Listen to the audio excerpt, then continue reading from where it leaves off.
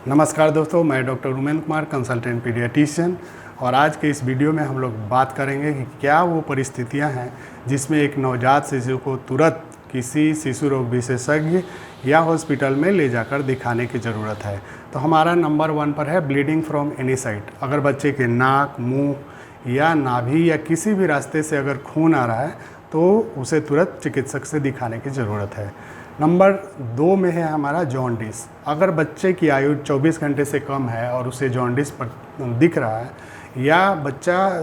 की कोई भी आयु है 10-15 दिन कितने भी दिन का है, लेकिन अगर उसको हथेलियों और तलवे में भी जॉन्डिस दिख रहा है, पीलापन दिख रहा है, तो उसे डॉक्टर से दिखाने की ज़रूरत है। नंबर 3 में है हमारा अगर बच्चा 24 घंटे के अंदर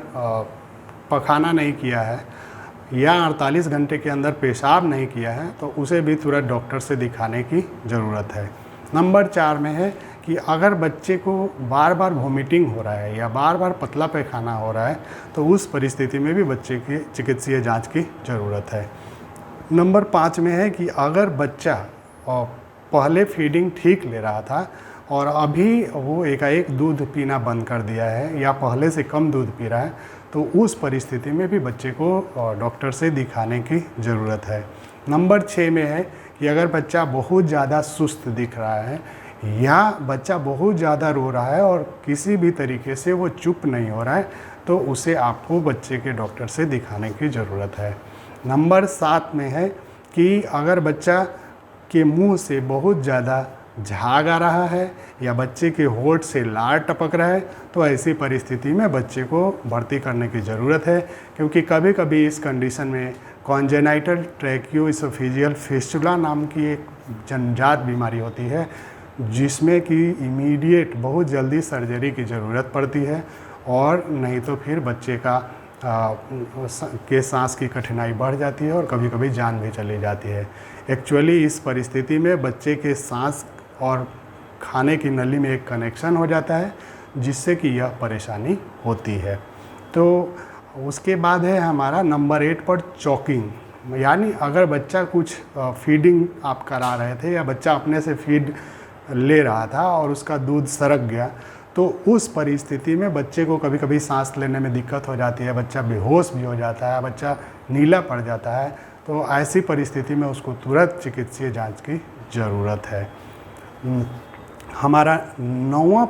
पॉइंट है कि बच्चे को किसी भी तरह का रेस्पिरेटरी डिप्रेशन है तो इसे हम कैसे जानेंगे। तो बच्चे के सांस की गति बहुत तेज़ चल रही है, आपने कुछ देर पहले देखा उस समय उसकी गति सामान्य थी, अभी एकाएक उसके सांस की गति बढ़ गई है, या बच्चे के पसली चल रहा है, चेस्ट में रिट्रैक्शन हो रहा है, धंस रहा है, या यहाँ पर नाक के पास जो है आपको एक अलग सा मतलब खासकर नर्स और मेडिकल स्टाफ इसको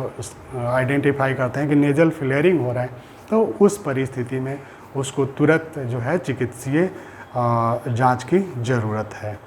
अगला पॉइंट है अगर बच्चे को एपनिक स्पेल आ रहा है या बच्चा साइनोज्ड हो गया है, कहने का मतलब कि बच्चा बीच बीच में सांस 20 सेकेंड से ज़्यादा अवधि के लिए रोक रहा है या बच्चा नीला दिख रहा है तो उस परिस्थिति में भी उसे चिकित्सीय जांच की ज़रूरत है। हमारा अगला पॉइंट है बच्चे को सीजर आ रहा है। नवजात शिशु में सीजर के बहुत सारे कारण हैं और अगर इसका इलाज समय पर किया जाए तो इसमें बहुत अच्छा रिजल्ट मिलता है। इसलिए अगर बच्चे को आपको किसी भी तरह से समझ में आ रहा है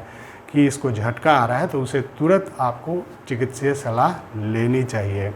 हमारा अगला पॉइंट है कि अगर किसी बच्चे को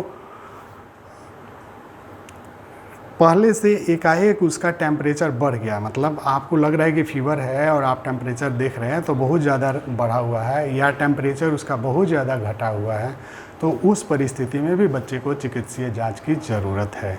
हमारा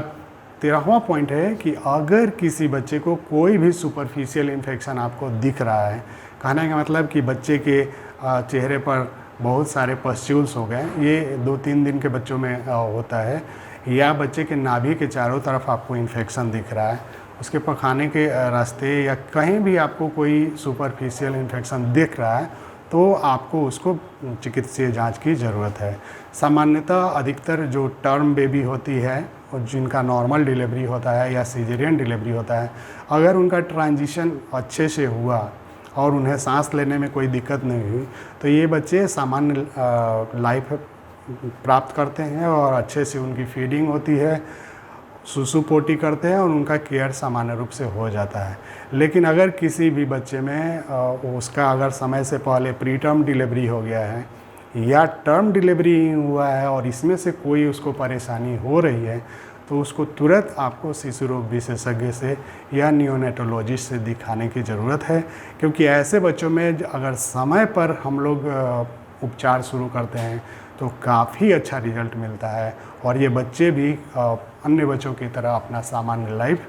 जीते हैं। लेकिन अगर इन परिस्थितियों को आपने इग्नोर किया और आप समय पर अस्पताल नहीं पहुँचे तो कभी कभी इन बच्चों में आपको काफ़ी खामियाजा भुगतना पड़ता है, कभी कभी बच्चे की जान भी जाती है। इसलिए मेरा आप सभी पेरेंट्स से, सभी हेल्थ वर्कर से ये रिक्वेस्ट है कि अगर किसी भी परिस्थिति में आपको बच्चे में इसमें से कोई भी डेंजर साइन देखने को मिल रही है तो आप उसको तुरंत सही जगह पर, सही अस्पताल में पहुंचाएं ताकि उसका समय पर असेसमेंट, डायग्नोसिस और इलाज शुरू हो सके। मुझे लगता है कि ये वीडियो आपके लिए कुछ हेल्पफुल हो पाएगा और अगर वीडियो आपको अच्छा लगे तो इसे शेयर कीजिए, लाइक कीजिए और सब्सक्राइब कीजिए। वीडियो को अंत तक देखने के लिए बहुत बहुत धन्यवाद।